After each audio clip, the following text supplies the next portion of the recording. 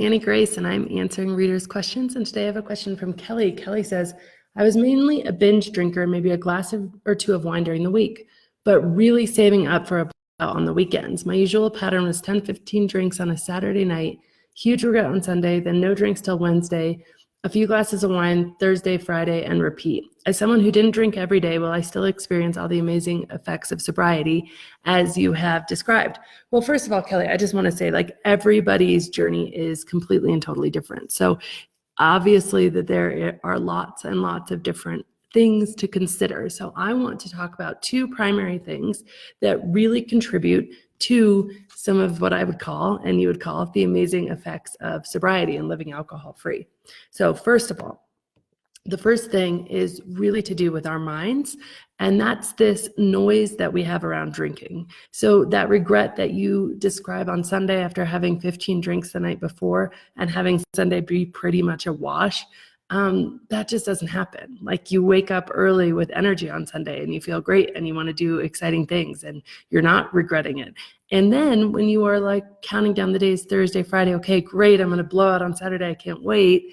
All of that doesn't happen. So instead of sitting there in the moment that you're in, but wishing you were in the next moment, AKA that Saturday night, you're just in the moment that you're in. And sometimes you even lose track of what day it is, because it isn't important that you're waiting for the Saturday to get drunk. It isn't important that that's what you're looking forward to. And you stop living your life just looking forward to the weekends. And that's an incredible, incredible thing. So that's really this mental thing of just turning down the noise about it. And it turns down the noise in all sorts of ways. Less regret, but then also less just wishing you were somewhere you weren't. Because what alcohol does is it creates this sense of anticipation for this false pleasure that it delivers.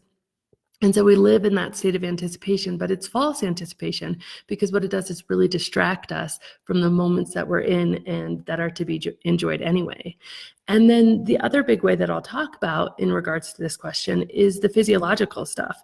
So certainly when you drink every single day, you are going to have an effect every single day of not feeling hungover from the night before. And so there's going to be some physiological aspects that happen.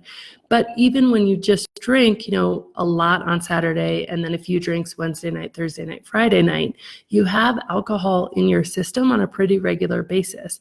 And so what alcohol does in your system is it creates a response in the body. And the response in the body is a few things, one of which is to purge alcohol out of the body as quickly as possible. And so all sorts of things start happening there. Your digestion, in fact, just stops because your body says, okay, this is poison. Job number one is to purge the alcohol. So your body actually stops digesting food, which can mess you up in all sorts of other ways that we won't get into now. But another one is your body counteracts the alcohol. And it counteracts a few things, but it releases adrenaline in your body, it releases cortisol in your body, and it does these things. Another way is that alcohol artificially stimulates your pleasure center. So when your pleasure center is artificially stimulated, your brain will say, no, no, no, that's too much, bring it back to homeostasis, and your brain will release counter chemicals. Dynorphin is one of those chemicals. Dynorphin sounds familiar because it's the opposite of endorphin, the chemical that makes you feel really good, that you get as a runner's high, or if you exercise, or like on your wedding day or something really amazing, you feel endorphins. Dynorphin is basically the opposite of that. It's a real downer, but it's a response to alcohol, because when alcohol artificially stimulates certain parts of your brain, your body, in order to maintain balance, has to bring those back down. So those effects, they don't leave your body as quickly as the alcohol does. Remember, getting the alcohol out of your body is job one. It's poison, it's toxic, your body wants to purge it as quickly as possible, even to the point where it will stop your digestion. And so as soon as that's purged, all these other effects, the other ways that your body has tried to combat the alcohol in your body, they remain. So dynorphin takes longer to leave your body than the alcohol did. The adrenaline and the cortisol, and especially if you're drinking for a very, very long time, you can be flirting with things like adrenaline fatigue and, overly stressed like levels of your body. All those things remain. So then you feel, without necessarily connecting it to the alcohol, you just feel lower the rest of the time. You feel less happy, you feel less engaged, you feel like, oh, Mondays. I bet in your life, Mondays really are really pretty brutal, because you've just recovered from Sunday. The next day, you're really going to let loose and have all the fun you think is on Saturday night is a whole week away.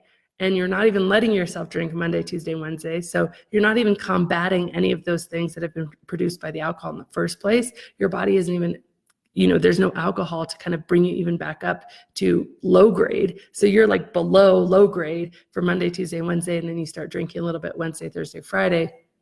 And that alcohol, the thing is about it is it masks itself as feeling good just because it's ending the low that it created. So alcohol, you drink 15 drinks Saturday night, it creates this massive low on Sunday. And that's really obvious because you feel miserable, you feel anxious, you are full of regret, you feel hungover. So you're like, okay, so Sunday it created a low.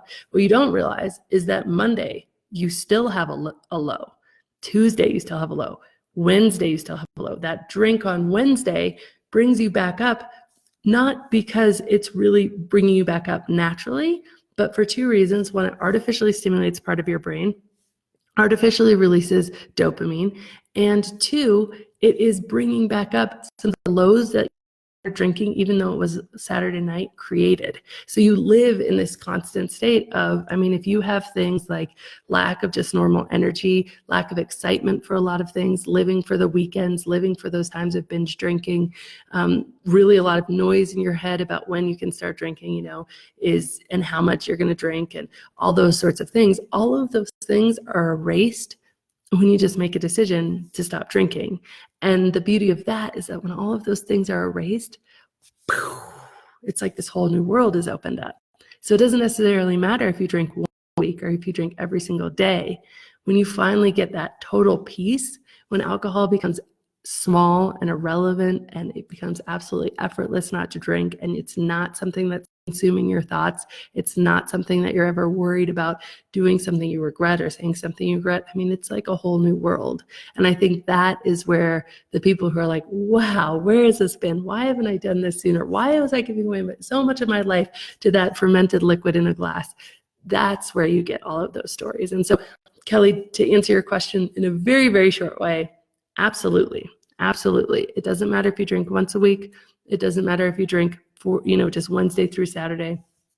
Absolutely. When you stop drinking, you can expect, pretty incredible things if you give it long enough for the alcohol to get out of your system. And if you really attack it as not a state of missing out and not a state of deprivation, but is really, oh, thank goodness, I don't have to put that poison in my body anymore. I don't have to make it so that my body stops even digesting my food just to purge the poison that I just put inside of it. So I hope that helps. And again, this is Annie Grace answering readers' questions. Have a wonderful day. Did you miss this Naked Mind Live? Do you maybe have a little bit of FOMO? But don't worry, I've got you covered. In fact, I had the entire event professionally recorded and it's available digitally. Transformation in your living room. Yep, that is what it's all about. You can grab your digital ticket at thisnakedmind.com/digital ticket. And as always, rate, review, and subscribe to this podcast as it truly helps the message reach somebody who might need to hear it today.